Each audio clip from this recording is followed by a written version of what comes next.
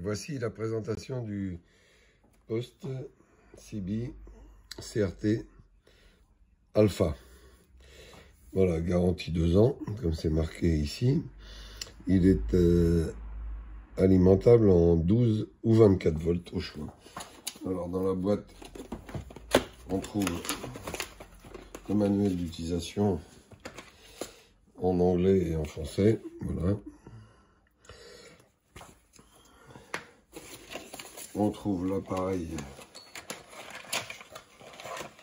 avec son cordon d'alimentation, équipé d'un fusible et d'une prise allume-cigare. Donc facile à installer dans n'importe quel véhicule. Le micro ici, avec les touches rappelées, montée et descente sur le haut du micro, la touche d'émission sur le côté, une prise à 6 broches, des plus classiques actuellement sur les postes CB, une petite pochette avec le support micro et les molettes de fixation qui permettent de l'attacher à l'étrier, qui permettent de le fixer au-dessus ou en dessous de l'appareil. Voilà. Nous allons brancher l'appareil sur la prise allume-cigare d'une alimentation. Voilà.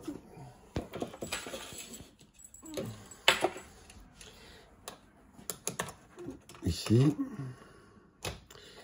il est branché en 12 volts.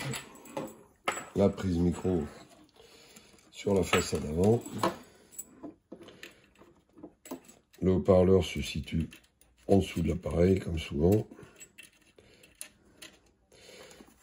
Ici, haut-parleur de bonne dimension. Un petit radiateur à l'arrière qui permet de dissiper un petit peu la chaleur de l'émetteur, puisque une fois en version la plus étendue, il permet de sortir jusqu'à 15 watts en FM et 8 watts environ en AM. Donc, malgré la taille, c'est quand même un poste qui est relativement puissant. Voilà, donc l'appareil s'allume sur le bouton rotatif ici, qui sert en même temps de volume. Voilà, et vous voyez tout de suite qu'il y a un grand afficheur, vraiment très très lisible, très confortable, qui affiche également, du coup, le canal et la fréquence correspondant au canal ici. Voilà. Quand vous changez de canal sur les touches de montée, de descente ou sur les touches du micro, eh bien, vous avez directement la fréquence et le canal qui s'affichent dans l'écran. Alors sur l'écran, on retrouve aussi évidemment les fonctions principales, le mode de modulation AM ou FM, ici. Voilà. Si vous avez activé le filtre ANL Noise Blanker, c'est affiché également. La puissance est affichée ici. Si vous avez mis les bip touches, etc. Vous avez aussi un bar graphe qui se situe juste au-dessus de la fréquence, là, et qui vous affiche le signal reçu et le signal émis. Donc, c'est assez lisible au-dessus ici. Les touches, donc on a vu les touches montée descente. Là ici c'est la touche qui vous permet de régler le squelch. Voilà. Et vous avez une position quand vous restez appuyé dessus où vous passez en mode automatique squelch. Et là vous pouvez également régler le niveau de squelch automatique que vous souhaitez avoir avec l'indication ici automatique squelch que vous pouvez désactiver en restant appuyé dessus. Pour quand il est en version donc étendue, vous avez les bandes qui s'affichent ici. Et pour changer de bande, en fait, il faut éteindre l'appareil ou changer de norme. Vous éteignez l'appareil, vous l'allumez avec la touche AM/FM enfoncée. Et ici, vous choisissez votre plage de fréquence.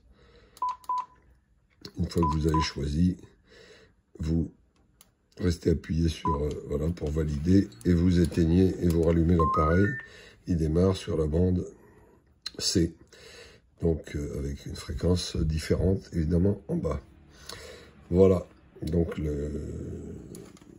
l'appareil. À l'arrière, on retrouve donc le radiateur, la prise d'antenne tout à fait classique en SO 239, PL 259 et un haut-parleur extérieur en jack 3.5 qui peut se brancher à l'arrière du poste. Voilà, pour accéder au menu, il s'agit d'appuyer sur la touche qui sert aussi au canot, dit canot d'urgence. Voilà, là vous passez sur les canaux d'urgence, 919. Et si vous voulez accéder au menu, eh ben, il faut rester appuyé sur la touche, comme c'est marqué, menu. Et après, vous faites défiler tous les menus ici. Vous pouvez régler la couleur de l'afficheur, vous pouvez régler la sensibilité du micro, le Vox, qui est inclus aussi dans l'appareil, les tone squelch, le filtre anti-parasite, le RF gain, la sensibilité de réception, la couleur, donc la luminosité, etc., etc. Il y a pas mal de menus et vous pouvez le faire un reset également total ici. Voilà, et vous pouvez activer puisqu'il est équipé de code. La puissance se règle ici. Hop, vous appuyez sur le menu et après vous réglez la puissance basse, mid ou haute. Voilà. Et voilà, après vous appuyez ici pour rechanger, pour remettre en position normale. Voilà, il a les codes donc CTCSS, le Vox, toutes les fonctions relativement avancées si on rentre dans les menus. Voilà, c'est un poste qui est donc confortable, facile d'emploi, livré avec la prise allume-cigare directement, donc c'est assez simple à utiliser et à équiper pour n'importe quelle voiture, 12 ou 24 volts, donc là aussi ça permet de le brancher sur n'importe quel véhicule. Et avec un affichage vraiment bien lisible, un grand écran facile à lire.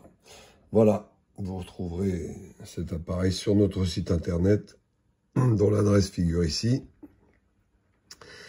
et l'actualité également des postes radio en cours de commercialisation.